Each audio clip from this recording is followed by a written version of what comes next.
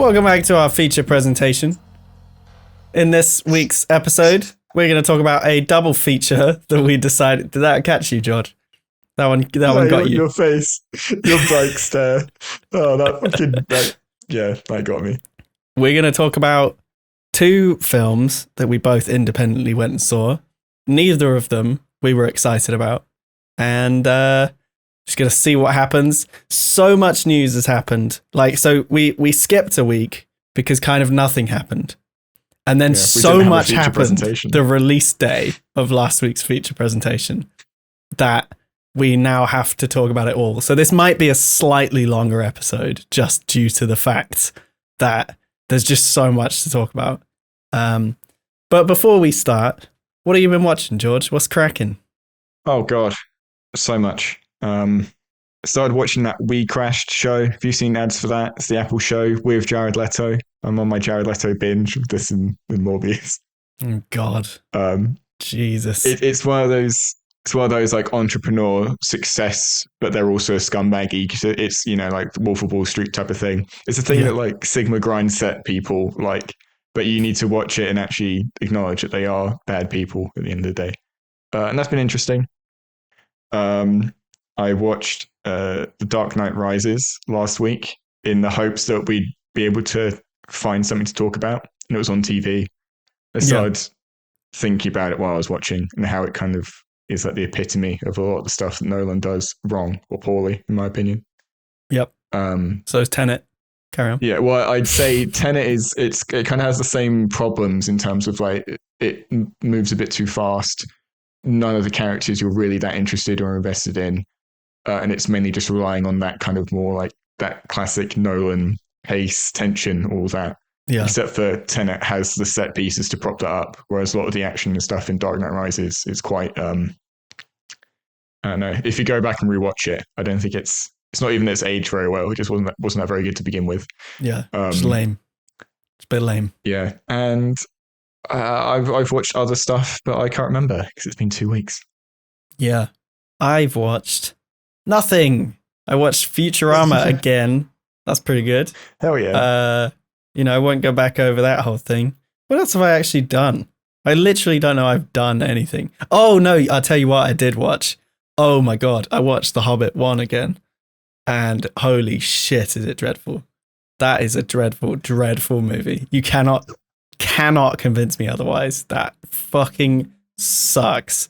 I was watching it, hating it, like passionately disliking it. And not even on a like... I'm huge on Lord of the Rings. Probably more huge than you are. Probably more huge than most people listening to this are. But oh my God, The Hobbit is fucking dry. Like, it is bad. And I ended up having to like the whole first bit. I've seen it so many times because I've like tried to watch The Hobbit. That became my blocker, so I had to skip it. And when I did, I was greeted with just continued fucking boring nothing. Coolest bit is when the big giants start throwing rocks at each other, and that's about it. And that is the I only remember that bit because the first 4 times I watched The Hobbit, I slept and was woken up by a rock hitting someone, right? 4 times I fell asleep at the same point and woke up at the same point. That is indicative of something being really bad about that part of the movie, I think. But I could go on about The Hobbit forever. We could do a whole series on The Hobbit. We could go full fucking Star Wars on The Hobbit. But hell yeah. Maybe we can do that in the lead up to the Amazon show in September. Do a late August edition there. Smash like and subscribe if you agree with that idea. Carry on. The one thing I like / remember about The Hobbit, at least the first one, is the song they have, the kind of Misty Mountains one that all the dwarves sing. Yeah. The song of their people or whatever. Yeah, there's like 5 musical numbers at the start of the movie that they all kind of slap. Yeah, I'll give you that. Yeah, other than that, I don't remember anything. I don't remember any of Howard Shore's music from it either, apart from the orchestral rendition of that song. Yeah, it's all that. It's every battle is that. Every journey is that. Like, I think he was like dealt bad cards, not gonna lie, but it's not good. No one can convince me it's good. Go back and watch it. You will fucking hate it. Everything is boring. There's one cool bit when they finally reach the elf city and they see Agent Smith rides in on a horse, CG horse, and it looks fucking dreadful. But there's like a kind of back and forth between all the like big daddies, you know, like Gandalf, Kate Blanchett, and, you know, dead guy. And they all kind of like have like they riff off each other for a couple of hours, days. And then the sun sets and Gandalf gets his like dick wet for a little bit. That's a really good moment. Other than that, you can skip the rest of the movie. It's kind of lame. And then, the other thing is Benedict Cumberbatch pulled double duty, didn't he? Between playing Smaug and Sauron. Is Sauron in the first one? No, I don't think so. There's the whole stuff in the necromancer Gandalf goes stuff to happens. Yeah. But he does. There's no like speech of that. You know, it's just kind of just vibing. It's just some like froggy dude. Sylvester McCoy gets all scared by him and shit, and has like a pet hedgehog or something. I don't know, dude. It's the fucking Hobbit. Come on, it needs to be left behind. We'll do a series on it, promise. If you smash like and subscribe right now. But in the news this week, keep my wife's name out of your fucking mouth. All right, Will Smith, the shark tail fish Oscar, goes and spanks the shit out of this zebra bloke. What are you thinking, George? What was he thinking, George? He was thinking, holy fuck, I look very bad right now, not defending my wife. I honestly, wife. I don't care. It was just, I'm glad it happened because it's funny and people have taken it, and it's such a perfect storm in terms of the internet, because it's two very high profile individuals at the most high profile event, and it's just like the infinite possibilities you can do with them and the context, and even not the context, just putting it anywhere, with people adding into Dragon Ball Fighters. The UI over it, having it be Will Smith super and smacking the shit out of it. It's just so good and it's funny. And I don't really care about the ramifications of any of it, or people getting upset or being happy it happened. No, as soon as you use your brain about it, you are refusing to admit that lizard people planned it all. So just fucking accept the fact that this was all fake and just laugh at the fact that man slapped other man. And neither of them matter to you in your personal life. You can watch as many Will Smith movies as you like. He's not your brother and he is not your friend. So, you know, he's not your dad either. He's pretty good at playing dads, not going to lie. But he's none of the above. So him slapping some other guy who is also nothing to do with you should not offend you, should not whatever. It's just some fucking idiot slapping some other fucking idiot on stage. All right. Laugh at it, it's funny, and you can be all like, oh, I don't condone violence. Yeah, no one does, but it's still funny that the guy got slapped, right? Okay, happy days. Will Smith, it's all fake. That's my opinion. But given the fact that it is the highest profile event of like all time in film and TV history, right? Or, well, I suppose just film. Or I guess kind of TV as well. I don't fucking know because it's on TV. I guess it counts. Anyway, the point is, like, it was already going to be a feature on this podcast. And someone just slapping someone else just made it, and just guaranteed its spot. So yeah, this is the other thing where I didn't even know it was the Oscars night it happened. I just woke up the next morning and saw Twitter talking about it. I just saw Will Smith trending. I thought, oh, I guess he won. And no, that wasn't what they were talking about. Well, he did win. He won his wife's affection. I guess in a roundabout way. I don't know about that. But the main thing I had was how unfortunate it is for the actual, you know, other people involved that won things, that won awards and got their recognition and all that. Because I spent 15 minutes scrolling on Twitter that morning. Every single thing was about Will Smith. I had to physically look up myself who won things, like who won Best Picture, and I had to see it was Coda. That was the other thing I was meant to say in the beginning. I watched Coda like the day after we did our last one. Again, not knowing it was the Oscars the next week. And I watched Coda. But yeah, I felt bad for them. Yeah, I enjoyed it. I was going to say to you, it kind of has chef vibes in a way, where it's a very simple story, but it's just done well. It has It's all good right. I'm wholesome sold. You said feelings. chef. I'm sold. You don't got to justify it anymore. Yeah, I'll go and watch it. That'll be the topic of there you next go. week. But yeah. Hell yeah.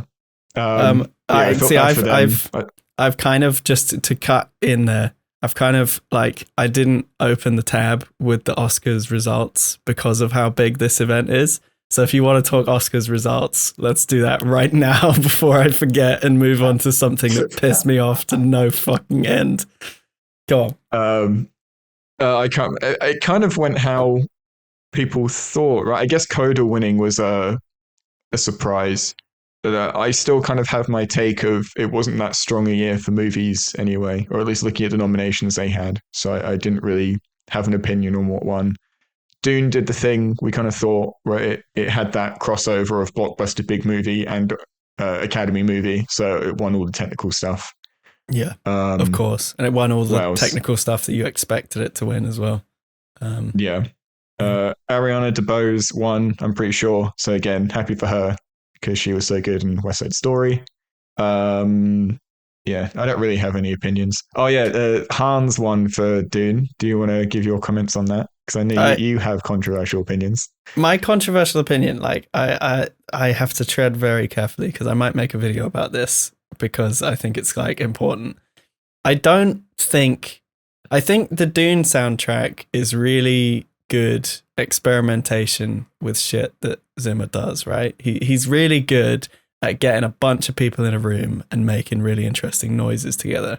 The problem with the Dune soundtrack is it's all just the same one track just played again and again and again. And it's like almost if you listen to the like album studio versions or whatever, the album versions of the tracks, they're like way more interesting than the ones that appear in the film as cues. And like his second album that he spun out for some reason is better for me than the actual tracks from the film. So I think like it is undeniably like a great score in terms of sound design, in terms of doing new things, but it still sounds loudly and obnoxiously like a Hans Zimmer score and is only that throughout the whole film. It's only that one. It's like a one-trick pony kind of thing for me. And again, that's very controversial, and I'll tread lightly there because I'll probably make a video about it at some point, just because it's like quite a big... it's hard to make generalized comments about it because it's like quite a nuanced, like there's quite a lot happening in the music of Dune. But also like fairness where it's due, credits where it's due. Like the soundscape of the movie also was Zimmer was involved in. So like I'll give that, I think. Like even down to like the Sardaukar voices and stuff. Like all of it had been touched by him and he was thinking about all of it, which I think is like amazing. So do I think it's Oscar worthy? Yes. Do I think it's like greatest score ever made ever that anyone has ever heard? Come back to me. That's my opinion. What do you reckon? Okay. I side with most people in that I think it's just, fuck it slaps. It does slap. I'll give you that. It's definitely Oscar worthy. It does slap. I think the main thing I think of it is I'm just shocked that the marriage between it and the thing everyone talks about Dune, including myself, is the epicness of it and the scale of it all, and how the fact that I felt like the music just complemented that and stayed with it the whole time in a way that isn't distracting or over the top, and it just served that very well, I thought, most of the time. It definitely scaled things up. Yeah, I'll give you that. Yeah, I'm also looking at it a lot more like monkey brain, not any music theory behind my two ears kind of vibe as well, though. So yeah, to be fair, mine isn't music theory based. I'm not smart enough for that. I'm literally just saying, like, I don't know, like I agree with you about it being like big, wide, like it fits the film completely. Yeah, undeniably. I just think, I don't know, maybe it's like just a bit goofy, like over some like dialogue or whatever, or over the very quiet moments in the film. It just seems a bit like goofy to do the whole like trick. again, it's like a one-trick pony thing. It's like the hook is the one that you've heard a million times because it's in all the marketing and stuff. And that just seems to constantly crop up, even in moments where it doesn't feel like it should. There's other bits that are like awesome, but like the primary sound of the film, the primary like kind of painting just doesn't, I don't know, it doesn't fit all like I think they think it does. But maybe that's just me, personal taste. As I say, I absolutely think it should have got an Oscar, not least because isn't this Zimmer's like second ever Oscar? Like this is like a very... I can't remember. It's a bit like the fucking Deacons being recognized because he had to be, you know? I wonder what the first one is. Is it Gladiator? Can't remember. People love Gladiator. It's a good tune. Yeah. One for you guys at home to Google and find out for yourself and go, oh yeah, that one. Well, speaking of, no, I don't have a good segue. This, like we talked about this once. We thought it was going to be good, and then it wasn't. The Joker scene from the Batman, which is no longer a spoiler anymore. So if you haven't seen the movie, get fucked. You deserve it. Get actually fucked. Get fucked. This scene was bad. I'm glad it's not in the movie.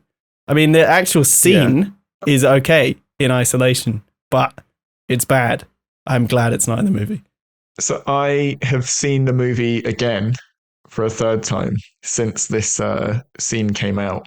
And I left the movie going, when the fuck would this scene have actually fit in this story? So it's a strange thing where it is comforting to see that they had the restraint to not include this, because it would have been so tempting and easy to do so, just to have that talking point of, the Joker shows up in this movie. Yeah. But when we talked about the movie, I didn't go into the specifics of why I wasn't a huge fan of the end scene involving the Joker. Yeah, you're avoiding spoilers. Was, as I said, get fucked. Just say them. Because the things that I wanted to focus on were the glimpses you get into him, where you can see just how exaggerated the smile is on his design and things like that, and his nose and all that. It's for me, I don't think it's really working in terms of the approach they've taken with the movie. Where with the Joker, I feel like they had two roads to take with this version of Batman, with their world they've made. Where you can either say, Batman is so dark and grim and the world is so dark and grim, we need to make the Joker that much darker and grimmer and out there for it to feel like the big contrast between them. Or what I think should have been done from what's shown here in this 5 minutes, you lean way further away from the dark, grim aesthetic and you go closer to kind of like regular traditional comic Joker, or like Mark Hamill Joker, where he's a bit more like slick and clean and proper with like properly perfect white. Yeah, exactly. Where he's got like a beaming, smiling, full of teeth mouth and all that, and he's got like the sharp red lipstick, and the contrast of the colors is really bold. Because again, the whole thing is the contrast between the characters, between Batman and Joker, and especially that's what would make him stand out in the other characters as well. Where the Joker's obviously very different from Penguin or Riddler or Mr. Freeze and all the other characters. So I really think that would have, and especially with how dark and grimy they make Gotham in the movie, him standing out like that, I think could have worked really well. Whereas in this, I don't know, it comes off as a bit misguided, a bit edgy for me, what they do here. It just feels like a false Ledger. You know what I mean? It feels like, how do we fill Heath Ledger's boots? Well, we just do what his was all about, except we make it even more, like, because we know, like, I like the actor's like good and stuff, don't get me wrong. I can't pronounce his second name, so I'm not even going to try it. But you got quite a fucking huge, enormous hole to fill if you're going to step into the role in the same style as the Ledger Joker, right?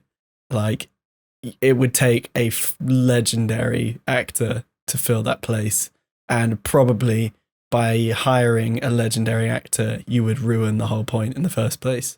So I don't think it could have ever worked retreading the same steps. And I think you're right. Like, it's gross. The guy's gross. He looks disgusting, but it doesn't, where you say it doesn't fit in the story, actually, I think it doesn't stand out enough in the story. Do you know what I mean? Like, as you say, I was thinking the exact same thing. Where does this scene actually fit? This is why it's cut, because there's just nowhere it fits. The whole scene. I fully think, in fact, that the scene was maybe even just filmed to release with this, like, just to be an extra. Or as you say, like, studio wanted it in. They proved that it was a bad idea to have it in, and then it still needed to go out somehow, you know? Yeah, I don't know. I think it's the wrong angle, a complete wrong angle. I like the idea that you just said about the put together animated Joker being like almost a strangely like interesting way of doing it. Like I'm almost thinking to Nicholson Joker, where he is, despite being quite gross, he's the perfect blend of like dark and slick, you know.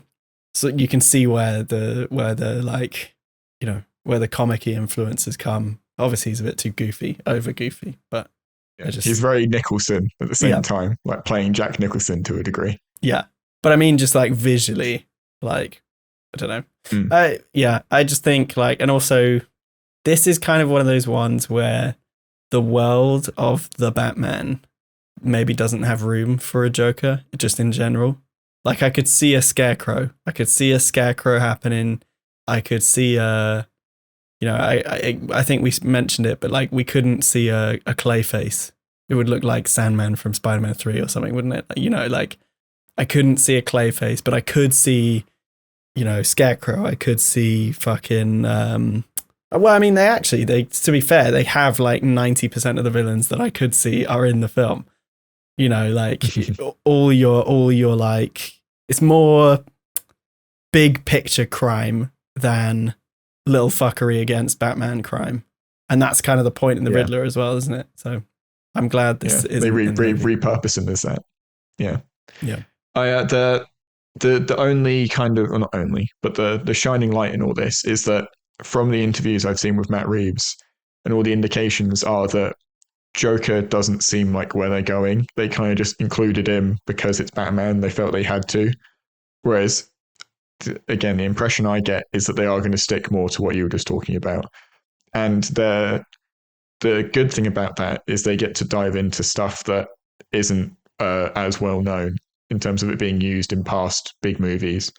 Like Mr. Freeze, Poison Ivy, all the stuff they've done before. They'll probably steer away and do different stuff. Like, I mean, they hint at Thomas Elliot and Hush in the movie. Or like the Court of Owls is the big, I think that's the main idea people have thrown around. Of Court of Owls is something that no one in the like mainstream cinema going audiences knows what the Court of Owls are, but they'd fit really well with what they set up here. And it kind of seems like that's what they're looking to do. So that's the hopeful thing. I mean, again, I see this being really good because I see this, I said this as my praise of the Riddler, but actually it's a praise of the film of its like entirety. And hopefully the sequels, if they do go this route, is it's like modernized. That's a modern villain for a modern Batman. Like a modern Batman couldn't fight. I can't see the Joker being what it is now. Doesn't work like crime syndicates work, or like, you know, the 4chan people work, you know, that kind of thing. Like there is not room for that kind of villain again. And the mature modern Batman that they've gone for just couldn't fight that, couldn't whatever. So I'm happy with that. I'm glad they're going the direction they're going, or insinuating that's the direction they're going. And you can even see in like interviews with like just the cast, even where it's just clearly a hype interview that they're just trying to get people involved in the film. Like you can see them talk about like niche comics that have influenced their performances and stuff, and you just see the comments flood in of people loving it. And again, it's that same thing that we talked about in Star Wars, where it's like almost the more obscure you go, you get creative freedom, but you also make someone feel left out for not knowing about that thing because it becomes so huge due to it. So, I think it's like that would work out for them both in a marketing way and in a storytelling way. So fingers crossed. I mean, we both passionately really like the Batman, and we want to see it succeed. And if this was in it, it wouldn't have succeeded as much for me. I don't think it wouldn't have killed the whole movie for me. But if this popped up, I would have felt cheated or shortchanged. So yeah. So that's the Batman. On news of shit we don't necessarily like, out the box, and especially don't like now that they've fucked it up with a dumb scene.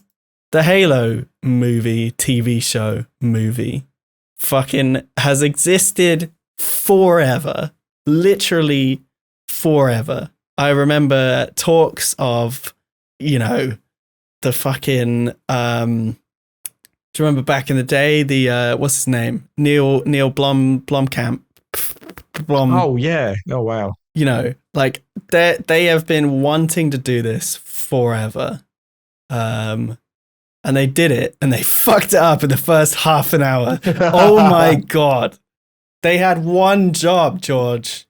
One job. He is a man with a helmet that conceals his identity. Not least conceals. It has concealed his identity for the last 20 fucking years, right? There is no reason why they did any of what they did with this show. And I've only seen the first half an hour of it. And it's fucking dreadful, George. What are your thoughts? You're a PlayStation guy, so you kind of, you're an outsider. You got a more neutral opinion on the debate here. Yeah, I have never played a Halo. I know very little about the series, about the character. I obviously know that the whole shtick is he's just in his armor the whole time. The Mandalorian has shown as a show you can completely rely on a helmeted protagonist.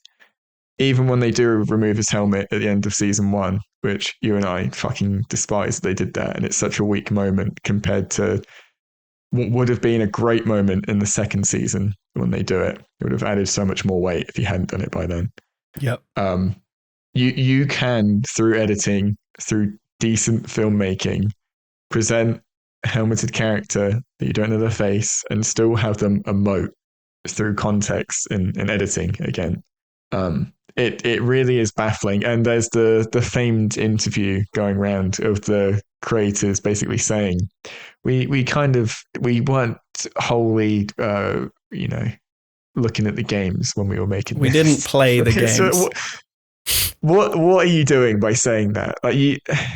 I don't know if that's taken out of context in whatever way and it's been spun, but oh my God, what are you doing?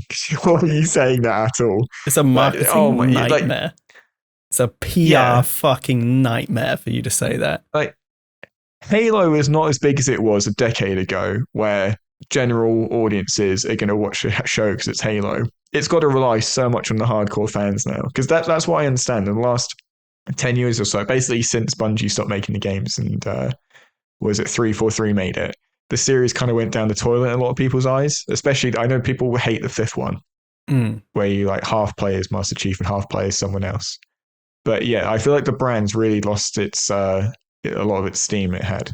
Yeah. And by turning off those hardcore, it's kind of like anti-Star Wars, what they've done there. Oh, God. Yeah.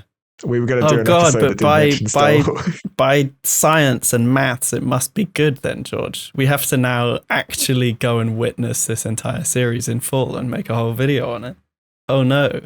I mean, it looks kind of sick. Look at that image right now that's on screen of Master Chief, for the listeners at home, of Master Chief in some like dumb bullshit smoke bomb flare environment with the assault rifle. I mean, no, I take it back. It looks like a screenshot from the game. Probably is a screenshot from the game. I was going to say it looks like a screenshot from a fan thing, like at a convention. Someone's got like a special set around a especially good Master Chief cosplay. Yeah, kind of. Um, I don't know. I just, why do they keep giving these people fucking properties and giving these people money? It just isn't working for me. I don't know it's working for anyone.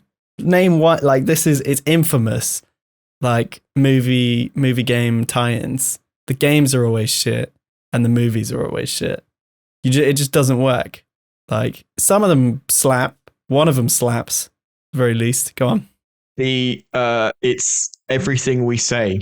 I haven't seen it, but I'm going to start watching it soon, I think. The League of Legends show they did for Netflix, the Arcane show, is universally loved, praised as a great show.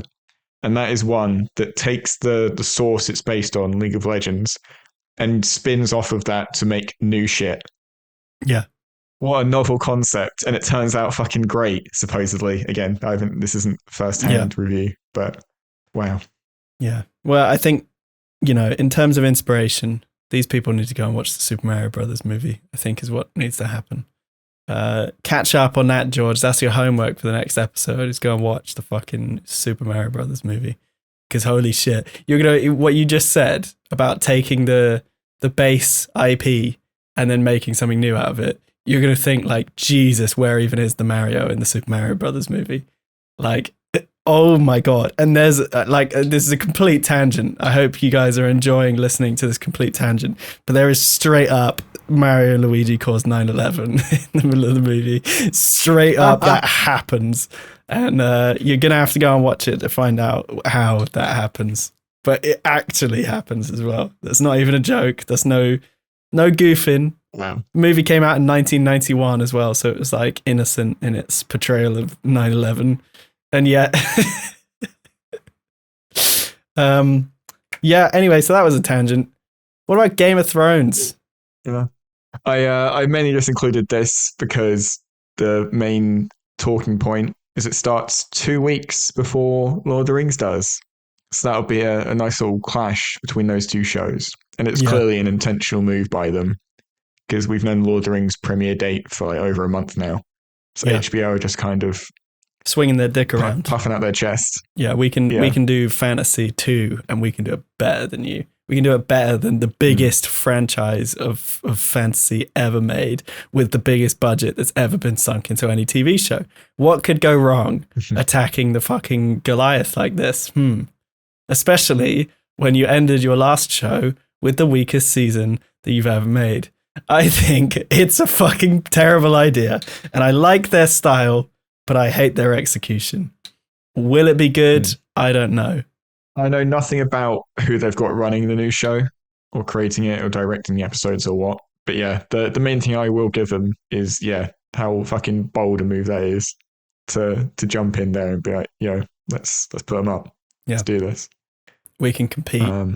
But it kind of reminds me of the whole Walking Dead bullshit, where they've just ended The Walking Dead and it just didn't end, and they're now going to do spin-offs, and it was like, what was the fucking point? PR. So it kind of reminds me of that. Obviously Game of Thrones had to end at some point. Don't get me wrong. Where The Walking Dead doesn't necessarily have to end, the Game of Thrones kind of ends, it didn't at the time of the show. I suppose it didn't end, but it had to end at some point. It was just too, given, characters living, having an average life, time and stuff, and, time making sense and things. Game of Thrones had to end for a prequel series to start. But it just reminds me of that, where it's like, is this going to last? Is this going to have the same effect?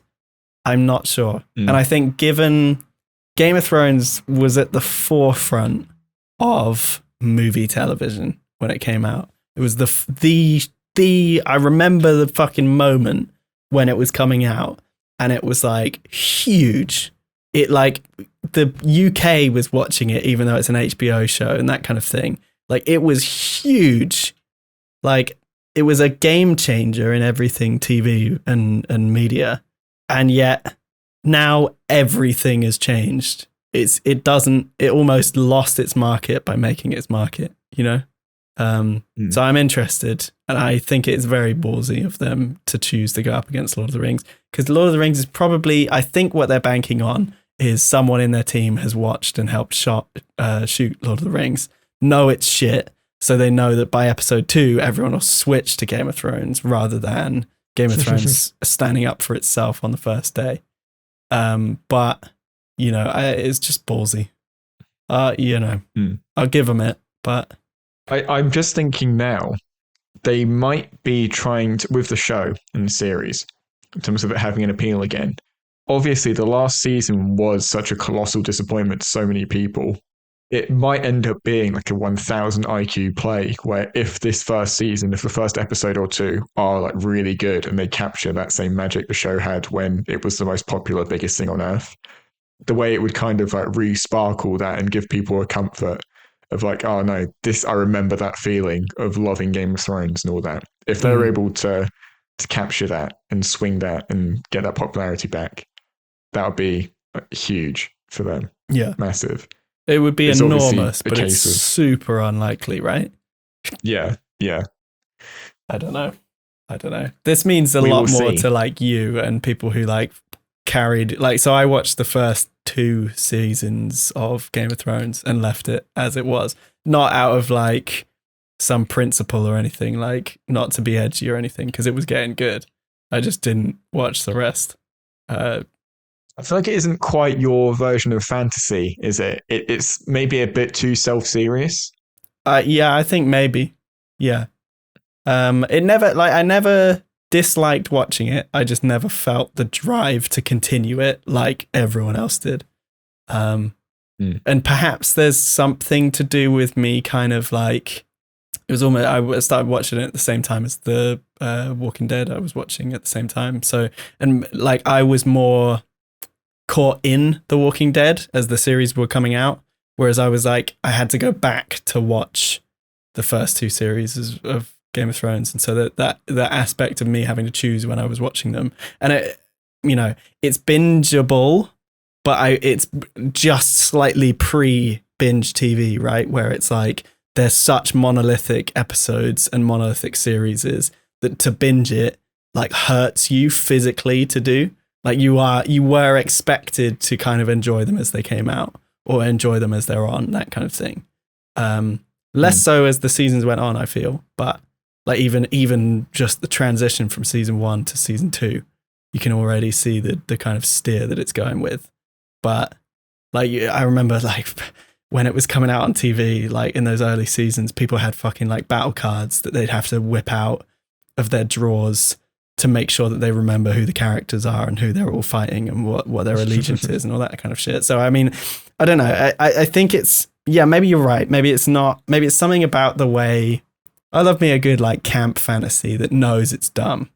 And like once you put on the table, hey, this is dumb, you can get away with so much more like interesting depth.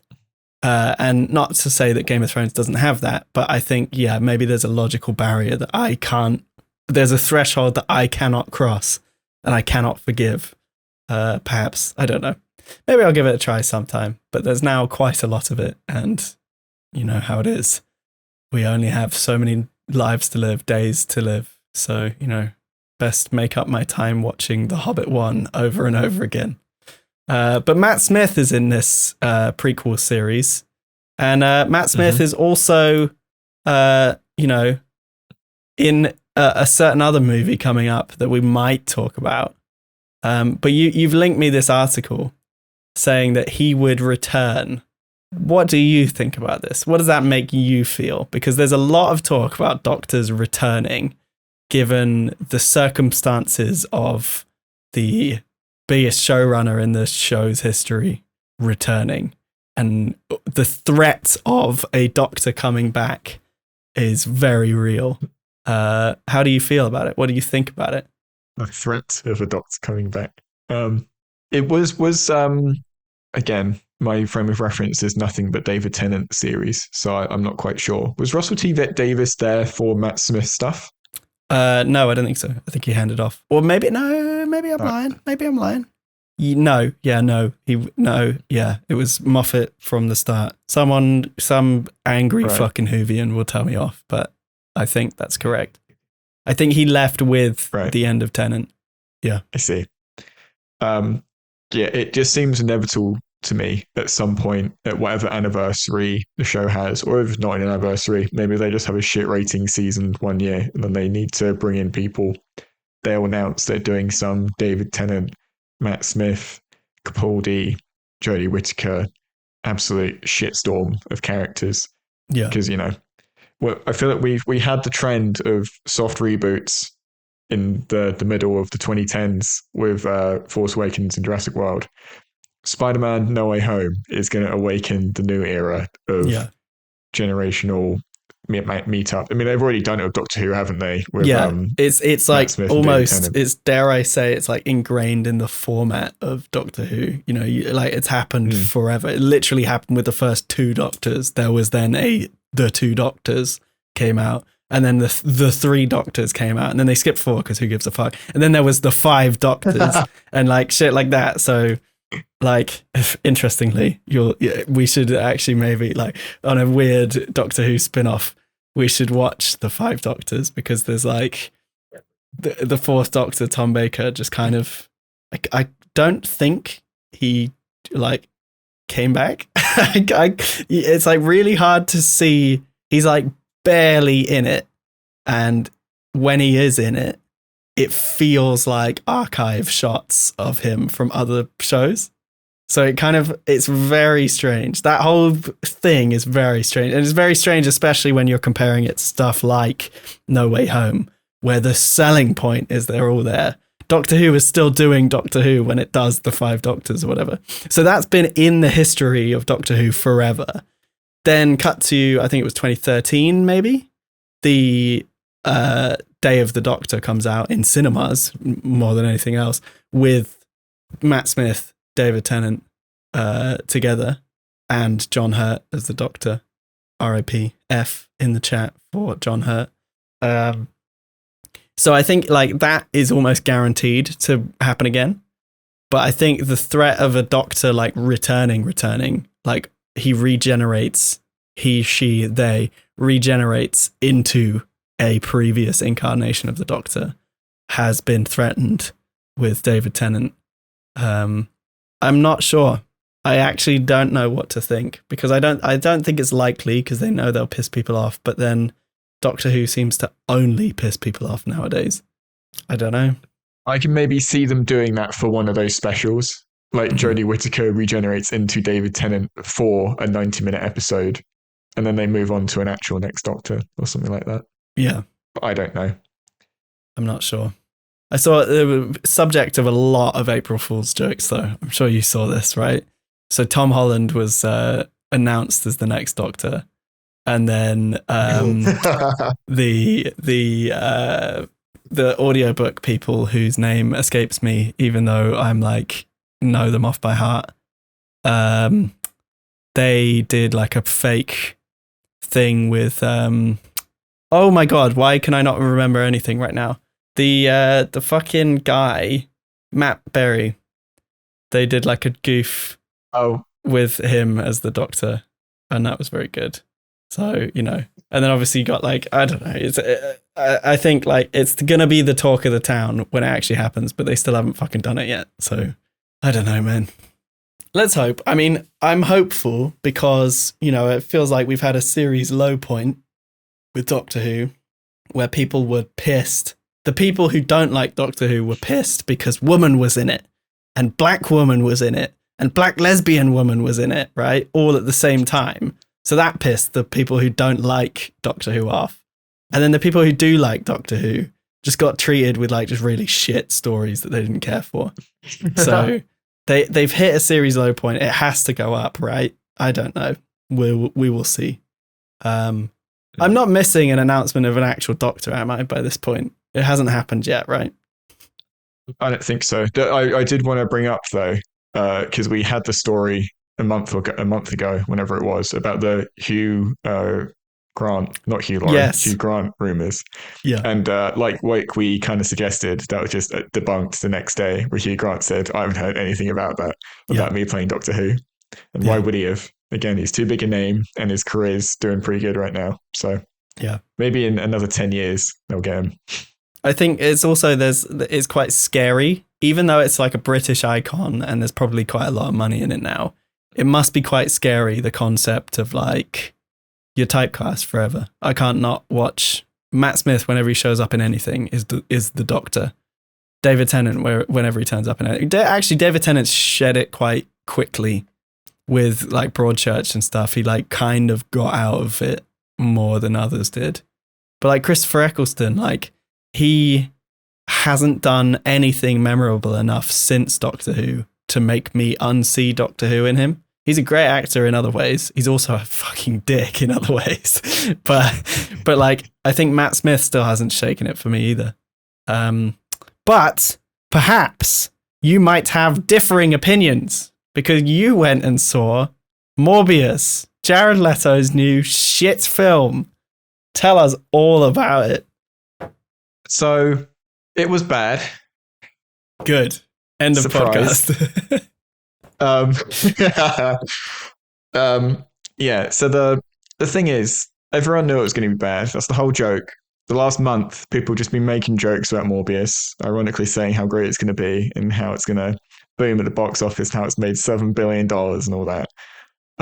I think we're in danger of entering that kind of, I'm not sure what the term would be. Basically, when you create the narrative for yourself and then you end up indulging in it too much, where you say and commit so much to saying you think something will be bad. So when it actually comes out, you like really layer it on and exaggerate and all that. In my opinion, the movie is like very generically bad in a lot of ways, with the exception of how rushed and cobbled together it feels at times. Actually, a lot of the time. But I feel like a lot of the takes I'm seeing of it being like the worst Marvel movie ever, the worst superhero movie ever, are very disingenuous. And I feel like a lot of it ties into one, the narrative of the movie being stupid and pointless and no one asked for it and it shouldn't have been made in the first place, which is all true. And the second is the kind of hatred toward Jared Leto that has developed over recent times. I don't like this this trend I'm seeing where people are retroactively reanalyzing, or not reanalyzing, they're just pretending they didn't say things before about creatives and performers. So by all, I'm not sure how much you know about the Jared Leto stuff. And in best case scenario, he just seems like a bit of a weird creep. Worst case scenario, he seems like a very deplorable human being. Yeah. But either way, he, as an actor, in my opinion, has been very. He's given quite a few good performances over the years, whether it's in Panic Room, even like Fight Club, Dallas Buyers Club, things like that. And in a lot of other movies, even if it's not good, Requiem for a Dream is another one. Even if it's not good, there's a lot of effort being put in, even if it's like overacting. We can criticize the Joker performance, rightfully so, and how just stupid and annoying a lot of the antics he apparently got up to were.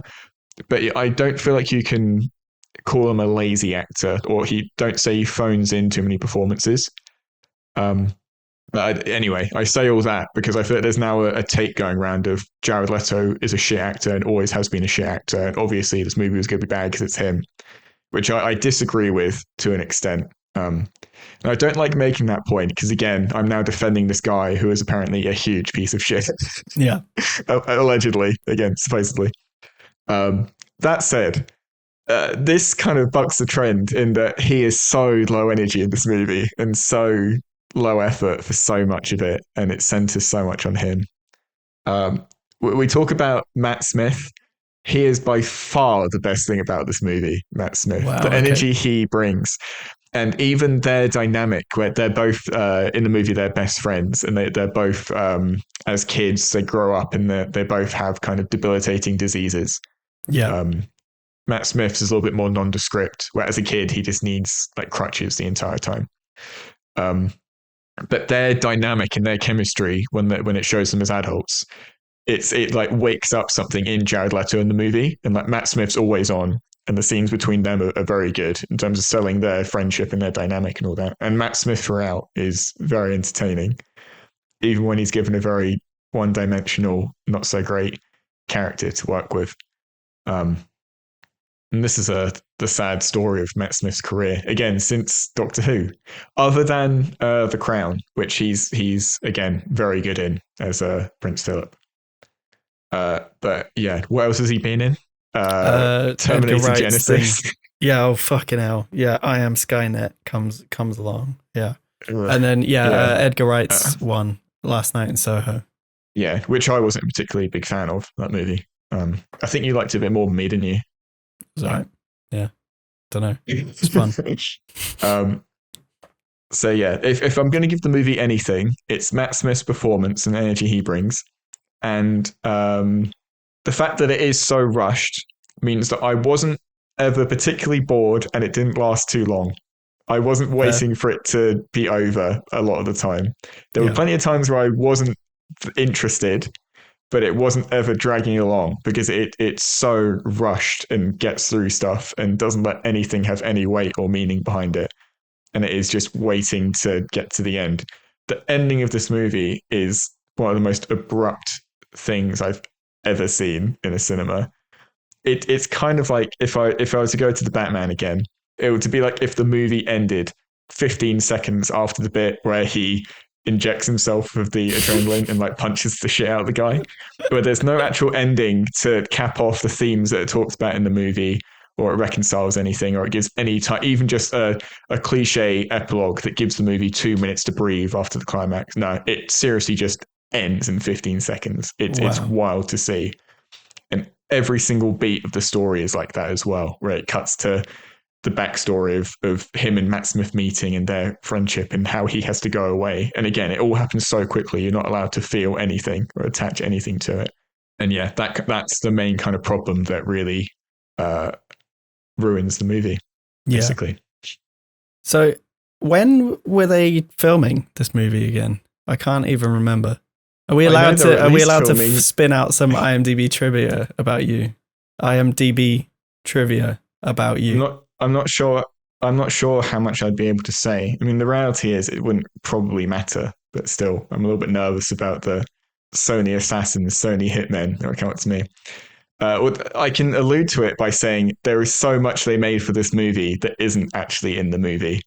I see. I went back and watched the trailers, just the trailers, not even stuff that was filmed and wasn't put in promotional material, which I definitely have no knowledge of. But the stuff that's in the trailers, there are so many different clips and versions of scenes that are gone, even including the trailer they put out like 2 months ago, the final trailer that they call whatever, where everything that involves Michael Keaton, his character from the Spider-Man stuff, none of what they put in the trailers is in the actual movie. Wow. It's such a corporate mess of, I'd love to know what happened in every step of the way in terms of how this movie had to be molded and cut apart and ripped and sewn back together.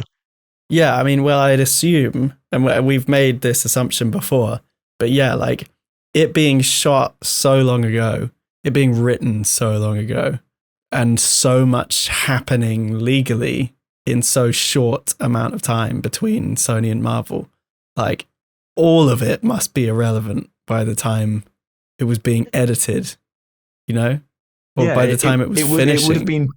It was being filmed before Far From Home even came out, so the second Spider-Man movie, let alone the new one, which fucks everything up a bit. Yeah, it would just all be fucking irrelevant before it even became, like, before there was even legal problems, it was probably already irrelevant. It just astounds me. It's just one of those cases of a movie just being made because money's already gone into it. I feel like it's too late. You can't unmake the movie. Yeah, it's I don't know. The sunk cost fallacy of a blockbuster equivalent, where they've put in hundreds of millions of dollars and they just need to keep making money to put out something that is technically a film that has a beginning, middle, and end and can be sold. Yeah, well, minus the end. Just part. Bizarre. Yeah. So I avoided it. You pretty much knew you weren't seeing the movie at this point, or you just didn't care enough. Yeah. You linked me the stuff of how were they revealed or spoiled, the end credit tag stuff. Oh, it was just described in detail. The person just described What happens? Oh, just leaked from someone who Yeah. had an Someone who early saw it, screening, yeah, I guess. yeah. Okay. Yeah. So Are we can you happy? describe We're to happy me- to just fuck it up, right? We don't care about spoilers Yeah, for this. no one's watching this Go movie. watch the Batman no one instead, you cares. fucking idiot. Right. So what? So what I read was Keaton arrives in prison from the other universe. And then they're like, well, he's not done anything illegal in this universe, so they let him out. And then that's one scene. Stop right there. Yeah, stop right there. That is the first post-credit scene. In context of the movie, it is fucking baffling watching it, where it has absolutely nothing to do with anything in the movie beforehand. And I'm someone who's watched every MCU movie, watched like every one of them in the cinema at that and things like that. I know what happens in these movies. Yeah. I was like racking my brain, going like, what? I was just like dazed by what I was looking at. And there's even stuff where like Michael Keaton, he's in his cell and he's like looking in the mirror like that, like his face has changed, and it hasn't. I guess it was just a weird thing for him being like, is all my body still here? I guess is what he was trying to do. But I was thinking like, are they making it that it's a different character that Michael Keaton just happens to be playing now instead of his old? It's so weirdly done. And again, just how removed from context in terms of the rest of the movie and the old films, where the last thing we would have seen him in was that first Spider-Man movie in 2017 or something. Like you're expecting regular audiences to know what's happening there is so wild, which at this point in time, when these post-credit scenes have been happening for 15 years now, whatever, like people know they're still part of the movie and they should be understandable and they should be comprehensible, and it's just so not. Yeah. So yeah, anyway, sorry to cut in there. Yeah. That first one is properly awful. And so then the second one is out in the desert, just fucking around, and so Keaton just decides, like at this point he's in his MCU suit, right, from the original Spider-Man movie. Sorry, has it, by the way. Yeah. And he goes and he says to Jared Leto, he's like, hey, there's this guy you've never met before who brought me here. You want to fuck him up? And Jared Leto's like, yeah, sure. Like, has no idea who he is. There is, in this universe, there's technically no Spider-Man or whatever. Like, so the actual movie ends with Jared Leto still on the run. Basically, when he first gets his vampire powers, he kills a bunch of people. They're like evil mercenaries. It's beside the point. But the fact is, he's still on the run for killing people, and people know it was him who did it. At the end of the movie, he fights evil Matt Smith vampire and cures him, and then he just like flies off, and the police see him fly off, and he's still like on the run. It cuts to him driving this Porsche Taycan, this electric Porsche, which he has somehow sourced either from his own garage or he's purchased or somehow, as a man on the run, the most notorious man in New York City for having fucking vampire bat powers. And he is driving out in the middle of this fucking desert, going to a precise point that he's put in his GPS or whatever. He gets out and he meets Michael Keaton. Michael Keaton in his vulture suit with the helmet that never comes off and is so obviously, he's just like recorded it on his phone and sent it to him. And his delivery is so off and lazy, and it's so like, again, he's probably had to film like 3 different times what his character's meant to be doing, and they've asked him to redo it again to fit what they've come up with now. Yeah. And he's just so checked out. And the dialogue is like, I'm in this universe. I don't know how I got here, but I think it has something to do with Spider-Man. I'm thinking you and I should team up and do some good, which I'm not sure if that's meant to be like an ironic thing of do some good as in take out Spider-Man, or do some good as in be a hero. Either way, Jared Leto says, I'm interested. And again, it cuts straight away and it has that really rushed feel. But there is no reason for him to have any interest in what the fuck he's talking about, or even know what a Spider-Man is. Yeah, I think there's no references to Spider-Man. Oh fuck, this is so all over the place. You know, in the trailer that he makes the Venom joke where he says, "I am Venom."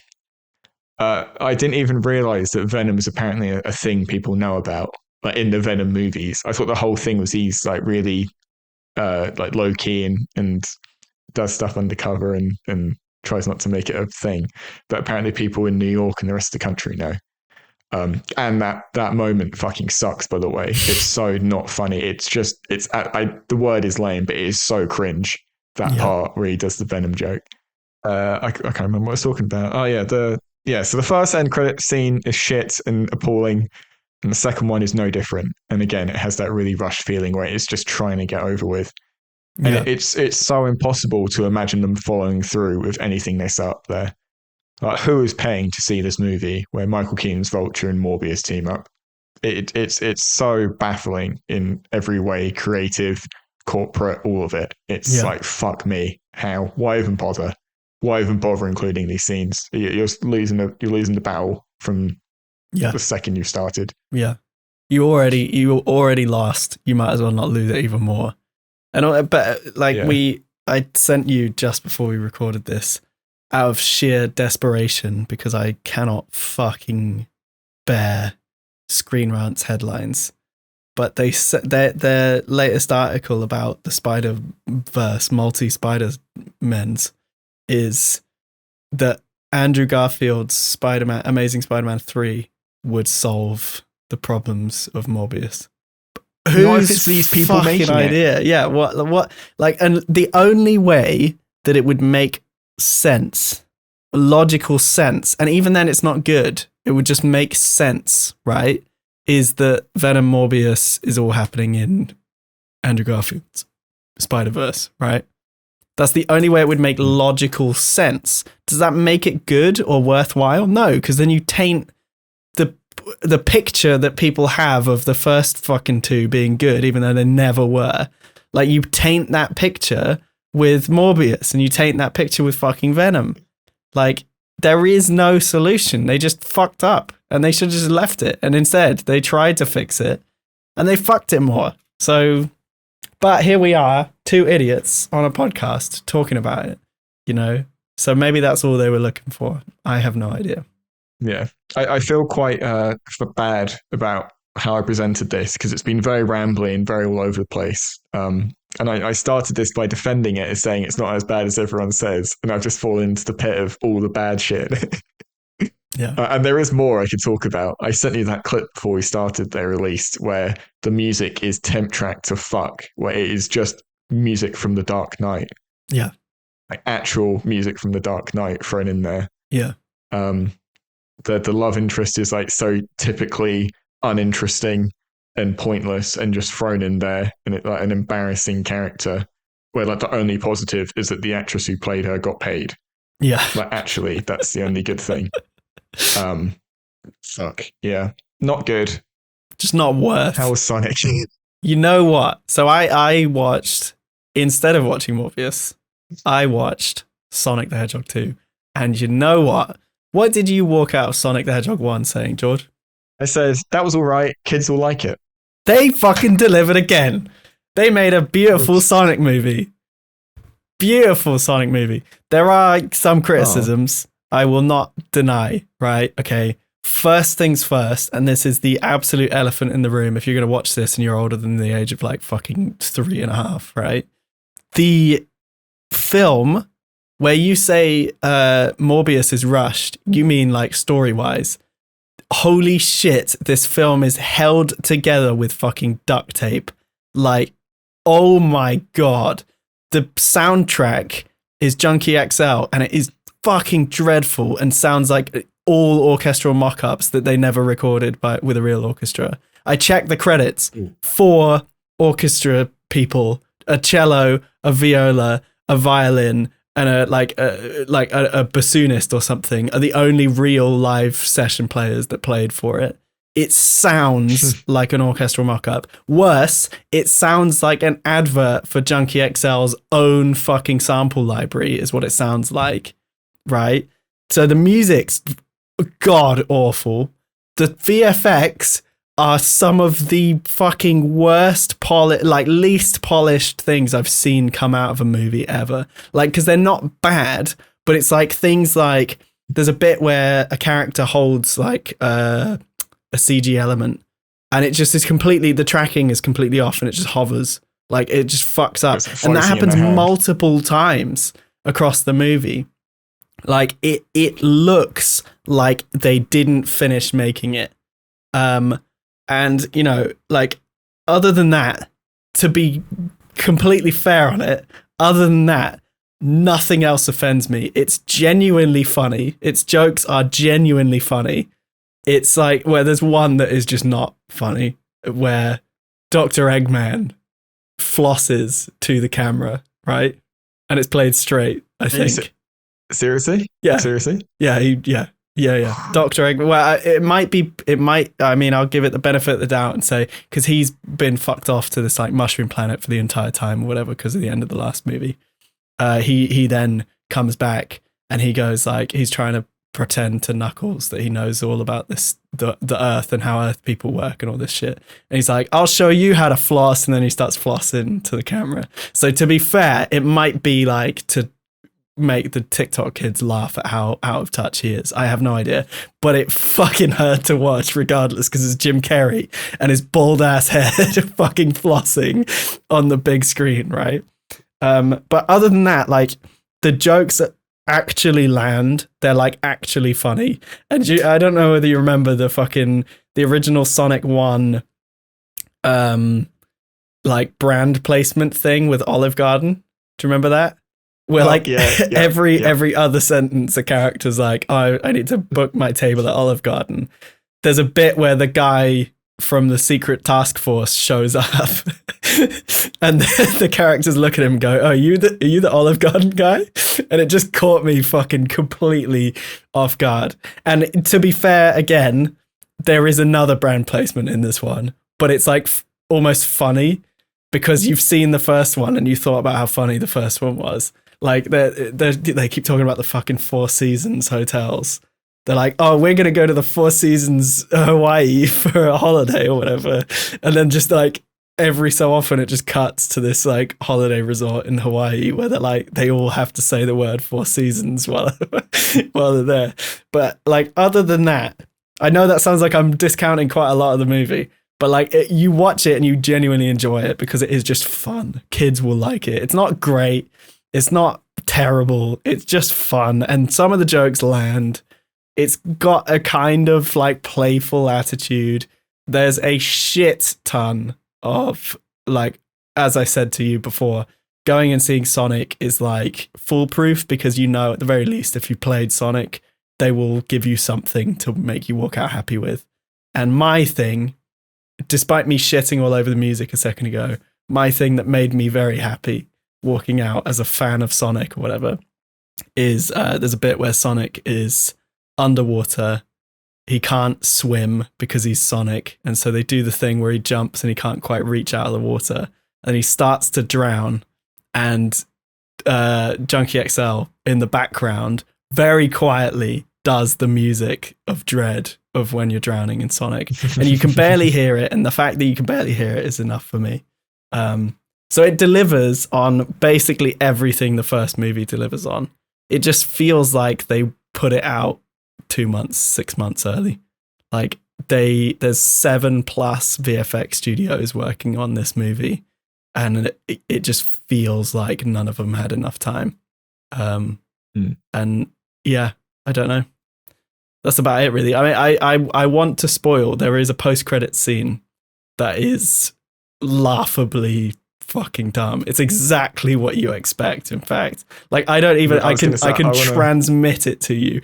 So I'm gonna put this as a spoiler warning. You've had your full episode, everyone. I recommend you actually watch Sonic if you want to just go and see a fun movie because nothing else good is in the cinema right now, right? So go and watch Sonic. This is your spoiler warning. I now want to telekinetically send you what happens in the post-credits scene, and I want you to guess. Okay. Okay. So hands up, so you're not sending me anything. What? No. Yeah. Truth. I have not talked to you about this at all. Guess. Shadow the Hedgehog. Yeah. Let's go. Let's go. I mean, yeah, it's the most like obvious thing they could have done. Yes. Oh, fuck's sake. Fuck It's yes. so I'm it's so so excited. over epic as well. They like Is it? yeah, they're like fuck's sake. I can't believe you just got that in one. They're fucking it's the aftermath of this huge fuck off battle that's just destroyed all of like Green Hills, right? And, and the Olive Garden guy gets a lady comes over and is like, we found something in the ancient research facility across the whatever, and then he's like, oh God, what is it? And she's like, something's awakening, and he's like, oh no one can know about Project Shadow. And then it like a fucking vial comes out of the floor, and Shadow the Hedgehog looks the camera in the eye and his eyes turn to fire and shit. It happens exactly as you expect it to. And I couldn't help but laugh because the rest of the movie like does that shit on purpose. And like, I don't know. Oh my God. I'm still just stunned you got it in one. Like, I know it's predictable, but like, I didn't expect you to get it in one like that. It's the kind of thing I'm just assuming, as someone who has such a shallow knowledge bank of Sonic, I'm like, what do the producers know people know? Yeah. So I'm kind of like the perfect target for what to decide goes in the next one. I think that's what it is. Yeah. I'm very happy I called that though. I'm glad that we were able to have that magic moment. Yeah, we captured the magic on shame everyone fucked off because they all want to see Sonic and came to the spoiler alert and they were like, oh no, I can't watch Sonic if I watch past this point. But no, I recommend, like, George, you should go and see it. Like, you will get something out of it. Like, it's not like Morbius where you get nothing. Like, you'll walk out exactly how you felt in the first one. Like, you will walk out like, that was kind of fun. Kids would like it. You will walk out exactly like that. And you were joking about how empty your cinema was for Morbius. Fucking 4 people were in my screening of Sonic opening weekend. Yeah. I haven't seen that much advertisement for it, to be fair, Sonic. But I saw way more for Morbius. Yeah. In terms of like TV stuff and Twitter and all that. Going back to what you were saying about it feeling rushed, that was something I wasn't really thinking about it that hard, obviously, because I wasn't even going to see the movie. But the original came out in like early 2020, like February 2020. And the turnaround for this being like 2 and a bit years, I feel like it's quite uncommon for... It wasn't planned to be a sequel. Obviously, with things like Star Wars and Marvel, these things are the gears are always turning. They're always in pre-production for the thing that's 4 years away and all that. Yeah, but there was no guarantee for this one. Yeah, I think it's going to be maybe different with the next one. I saw they announced that they're doing a third Sonic, and they announced that like a couple months ago. So they must have been pretty confident about this, pulling in and doing well. Yeah. But yeah, I guess that's a bit surprising if it's as noticeable and as bad as you're saying. It's stunning because as well, didn't they have to delay it because of the Russia-Ukraine war that we so effortfully try to avoid on this podcast? I actually, just aside here, again, spoiler warning for if you're going to go and see Sonic the Hedgehog 2, I think the reason why they had to push it was not because Sonic is a fun, happy guy, but because they just straight up go to Siberia and meet a bunch of Russians in the first act of the movie, yeah. And they have like a dance off with the fucking Russian guy. And yeah. That's funny. I thought you were going to say it's a conspiracy that they actually needed the time to fix some of the VFX and they used Ukraine as a cover. No, because they didn't. They just absolutely didn't make the VFX any better. They didn't even try. Like, it's quite stunning to me because like we playing foolishly into the narrative, right? That Sonic the Hedgehog 1 had reshoots in the VFX phase because the art direction was wrong, right? Foolishly playing into that and pretending that that's true when it's absolutely not, and it was definitely a PR move, right? Again, not in a Will Smith slaps Chris Rock kind of way, but like undeniably the Sonic movie, they could not have made the Sonic movie that they did without the Sonic character that they have, right? This one feels like they did it in the record time that they did it in the first one. Like everything down to poorly tracked motion in the CG elements to like really obvious noise. So like one of the, just a quick, very, very quick bullshit CG thing that I need to address before I go further forward is like, when you render a CG object, if it's really well shaded and highly shaded, you will render it with a certain amount of samples per frame. So that's like in a similar way that pixels work, samples are like for shading, right? So when you render a thing, the lower the samples, the more like gaps in the shading that there is. And so you then will denoise or you either go a crazy amount of samples so that you can't even notice the gaps, or you denoise the shit out of it using AI and stuff. And there's loads of really good methods now so that you can render in half the time. They just didn't denoise. They just left the sample count low. You can see glaring fucking noise issues with just the CG characters and nothing happening in the background. It like, honestly, it's because the CG's like not bad. It's like good VFX. It's just not finished. Like it's not polished. It's like they just unrefined. Yeah. It's like they just didn't finish. Like they didn't have the last 2 months that they needed to really make sure the shots look great. And it's a shame. But it is what it is. Don't expect it to be some like profound story though, because like literally, and it ticks all the cliches. You know, like there's a big fucking the big laser that shoots out of the sea into the sky, and they all see it from miles off and go and, you know, whatever. There's a fucking big robot that destroys everything. There's like a fucking tsunami happens. Oh, I reckon you can guess another point. I reckon you can fucking nail another plot point. If we try 2 for 2, this might not work. But do you mean in terms of like a set piece or like something that happens with one of the characters? Both. A moment that is absolutely expected. I should maybe, because have you seen the trailers? I've seen like the first trailer where Knuckles shows up at the end and like Sonic's doing his charge ball thing and he's like holding his hand out and stops him. It's Idris Elba going like, "You ain't shit, I'm Knuckles, bitch," and all that. There's a lot of that in the movie. But the moment I can assume is that Knuckles, Fast and Furious, joins the family and teams up with Sonic and Tails. Yeah, obviously. I mean, that happens. That's not the moment I was thinking, but yes, that happens. You guess correct. Okay, now we have to try 3 for 3. So this is going to be like a real challenge for you.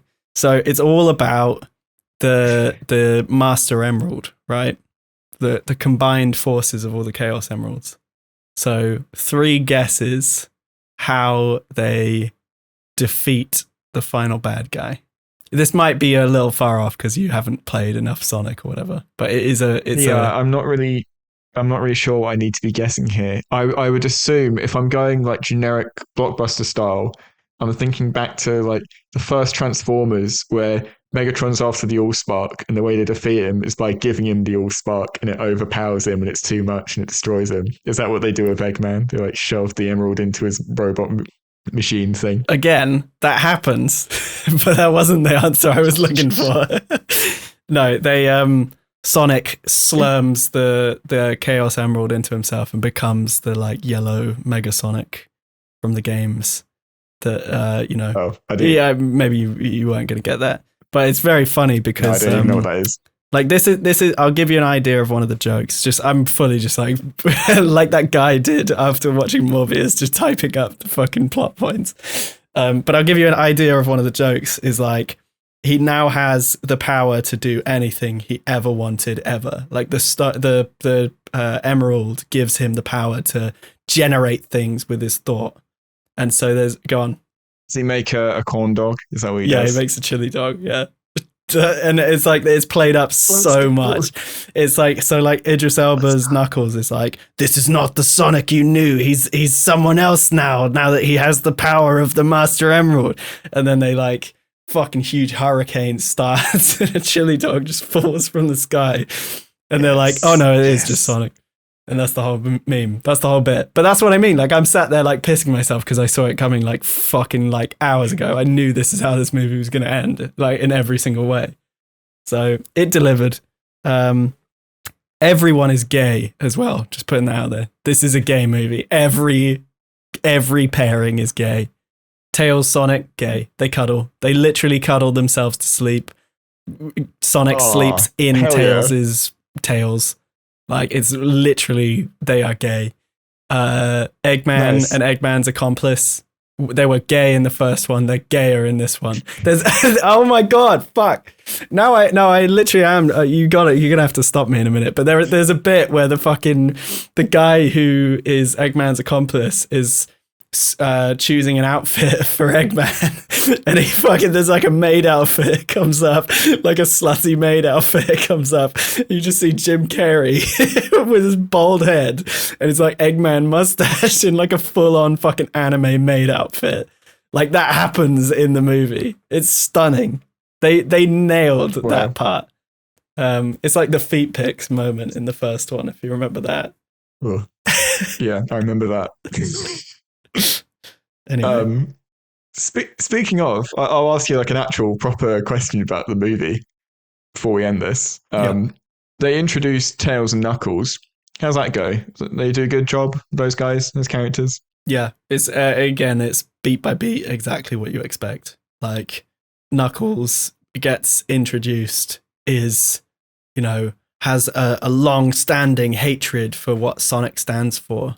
Sonic, with the power of friendship, convinces him, and they become friends, and they protect the thing that Sonic was like. And Tails arrives, is a big fan, adoring fan of Sonic, so they become really good friends because of that. That's, it's exactly what you expect. Like, literally, you could go through the beat sheet, and you wouldn't. None of it would surprise you. As soon as they say something, it's going to be paid off with what it's going to be paid off with. Does that make it good? Right. No. Does that make it bad? Also no. So I can't. It's got that genericness, but it's so like playful in other ways that is, again, I think it's like same as the first one. It's like, I can't walk out and not be like kind of favorable of it. Like, it persuaded me despite being like perfect middle of the line. I walked out and gave Sonic 1 a 3, apparently, according to my letterboxd. I didn't remember doing that. I thought I gave it a 2.5, but a 3 is what I gave it. So I gave this one a 3 as well. That was my yardstick. It's exactly the same feeling when you walk out. So, but yeah, I mean, it's bigger and better than the first one though, as well, is the other thing. The other, like, of course it is. It's a sequel. You kind of expected that, and it's got more characters now. So, but it's bigger and better, but it's CG stuff, and it's like terrible, rushed, unpolished quality kind of brings it back down to the level of the first one again. So, anyway, enough rambling about fucking Hedgehog. Sonic fans. Yeah. Well done, guys. They gave you another good one. And it pisses me off how much they actually care for the fans as well. Like, not just in like a fan service way, but in like they actually bother to listen to what the fans like want from the Sonic movies.